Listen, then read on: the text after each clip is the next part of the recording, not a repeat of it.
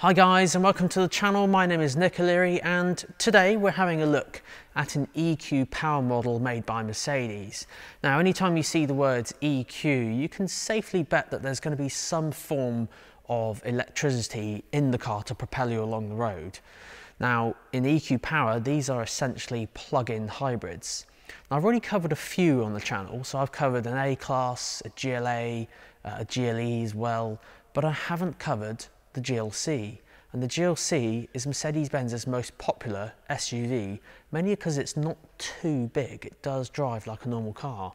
So let's have a look and see how the GLC has been hybridized.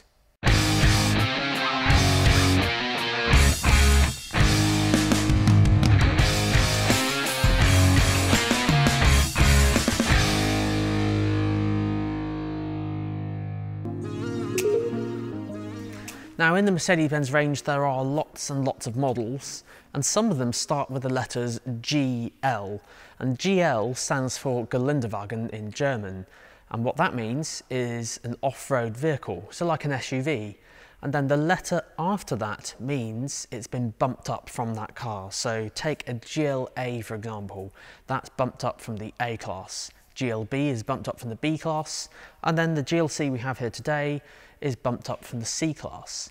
And the best thing about this is if you've owned a C-Class for say a couple of years or so and you're an expert on where all the buttons are, as soon as you jump into a GLC, because it's based on the C-Class, all the buttons are pretty much in the same place. So it is essentially a bumped up C-Class.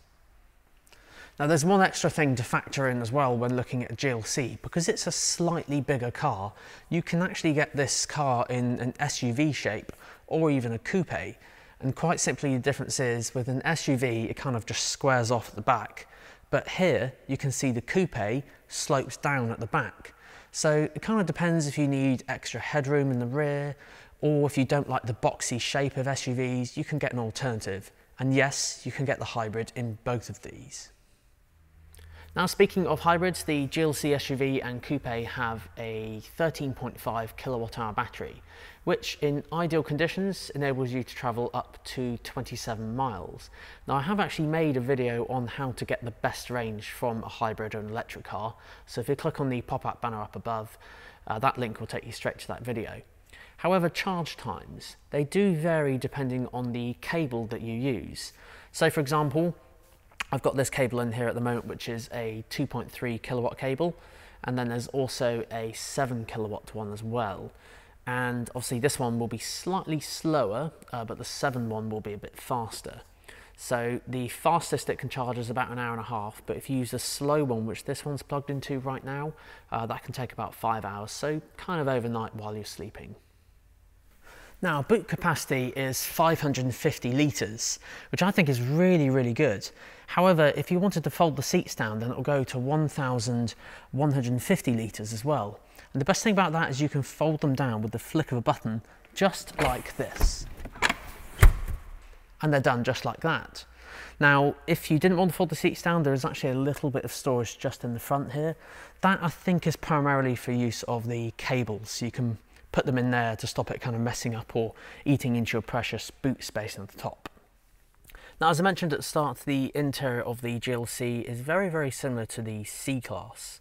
So I've had a few people ask in the comment sections about when Mercedes are going to get the dual widescreen displays. It might not ever come to the GLC, but the biggest clue we'll get is when the C-Class has its facelift. And that's rumoured to be this year or the year after. But for now, it's got a widescreen display here, and because the GLC has had a facelift, it does have MBUX. MBUX is Mercedes-Benz's latest multimedia system, which is really clever. It's so intuitive, you don't actually really need the manual for it. But it is touchscreen, so you can move your finger along here. You can use the touchpad to control the screen, or there are touchpads on the steering wheel to do the same thing.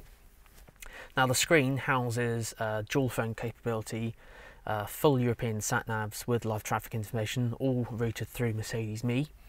And there's also radio for DAB radio, and of course media functions for playing music off memory sticks through the USB ports or through your phone. Now all of that is cool, but how does that translate to your experience with it every day? What's it like to drive? Now, starting a plug-in hybrid in a Mercedes is really easy. Quite simply, all you do is put your foot on the brake pedal and then you press the engine start-stop button. And then you'll hear a couple of clicks, but then nothing, no sound at all. Now, with a plug-in hybrid, you'll always start in electric first, but the key thing is you'll be looking for this big green ready icon, rectangular ready, at the very top of the dashboard, indicating that the electric motor and the engine is live, it's ready to go. And quite simply, all you do is put it into drive.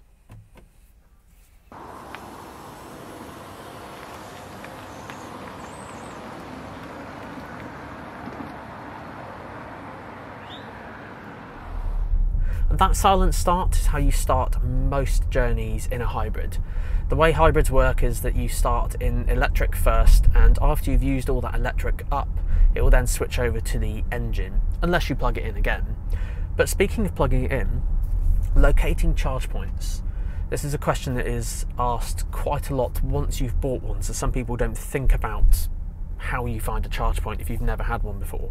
And quite simply, on the MBUX system, so this is the infotainment system on Mercedes, you can actually search for them on here, which is quite cool. There are some limitations to that though, because MBUX sat-nav updates, which would include the charge point locations, get updated roughly about 4 times a year in the UK. It might be different for other countries. But what's really important is that there is a website called ZapMap, and that will show you all of the charge points located in the UK the second that they're built. So personally, I would use a combination of the two, so you can kind of get a good idea where they all are. If you're sat at home, I'd probably say check out ZapMap initially, but you can plan your route in on MBUX, which just makes your life a whole lot easier. Now, the reason why I said to combine the two is mainly because of how quickly charge points are going up in the UK. So on average, there's about 500 that go up in the UK every month, which I think is quite impressive, to be honest. And I guess with the rule of hybrids and electric cars only being sold from around about 2030, that number's only going to increase. And likewise, these ones just here.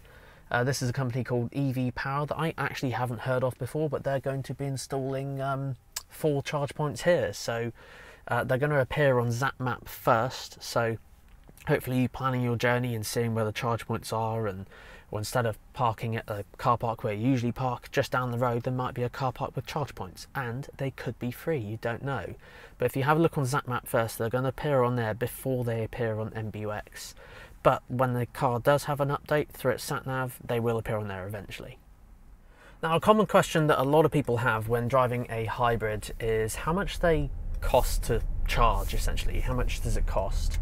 So that is all down to how much you pay per kilowatt of power. And I'll be honest, from what I've seen with my experience, the cheapest place to charge is actually at home. Thankfully, that's where a lot of people do their charging anyway. But if you're out in public, it's best to find the cheapest charge point possible.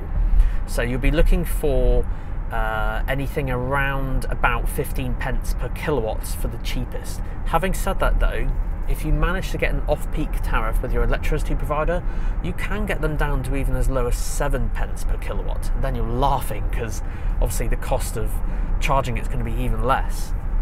But in public, there can be some charge points that cost anywhere between 20 to 30 to even 40 pence per kilowatt. But rest assured, most of the time when you plug in and charge, it's going to be cheaper than running on petrol. So you want to run on electricity as much as possible. Now, does that mean you have to plug in every 27 miles? Absolutely not. That's the idea of a hybrid. You can offset some of those miles of your journey in electric. And if you happen to commute and do less than 27 miles each day, even better. And finally, guys, is the equipment and specifications. So what you want to keep an eye out for is things called Premium or Premium Plus. Those are the packages. So they're going to include things like keyless entry or memory seats or something like that. But just bear in mind that the driving assistance package isn't included in either of those two in the GLC. So if you do want that, you'll have to add that separately. I have covered the driving assistance package in another video, so if you want to click on the pop-up banner up above to see what that does, it's a video in itself and it's very, very impressive. And there we go guys, after a morning of filming the GLC hybrid, I've run out of electricity. So quite simply now, all you do is plug it in, and although I haven't mentioned so far, both cables are actually included with the GLC. So you quite simply open up the charging port at the back, plug it in, and then on the screen you'll see it will show you the finished time when it'll be finished charging. So right now it will be 100% at 2:15, which is just over an hour and a half's time. So if you liked what you saw, don't forget that like button down below, and do hit that subscribe button if you want to see any more future videos just like this one. Thanks again for watching guys, see you all soon.